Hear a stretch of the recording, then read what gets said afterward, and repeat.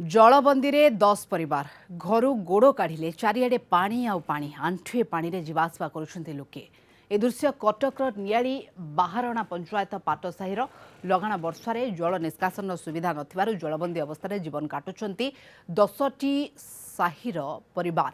गाँ दाण्डरू जल निष्कासन पे स्थानीय सरपंच नियाली बीडीओ को बारंबार अभियोग करा जायछि, लिखित भाव में जणा जायछि, किंतु कोनोसी प्रकार सुफल मिल पारि नाही, तार उपकृत लोके होई पारि नाहंती। घटना संपर्क में बीडीओ अवगत अछंती। पानी ड्रेन पे ड्रेनेज कराजियो बोली कहितले मध्य कैमरा आगे किछि प्रतिक्रिया दे नाहंती।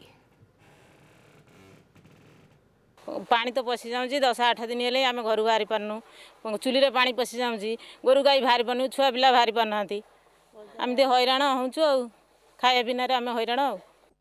बरिमुंडी पाटसाही ग्राम में आमर वर्षा प्रबल होमर पानी प्रबल जमाट हो 7-8 घर बहुत हैरान हरकत हो प्रशासन कहले शुणुना पानी रोषे कर असुविधा भारी हो चली जावा आसबार बहुत हैरान हरकत हो सरपंच को आम जलू किसी प्रतिशोध नौना। नियाली बरिमुंडी पाटसाही 10टी परिवार 10 दिन है यही हीनस्था जलबंदी भितर कालतीपात करुचंदी।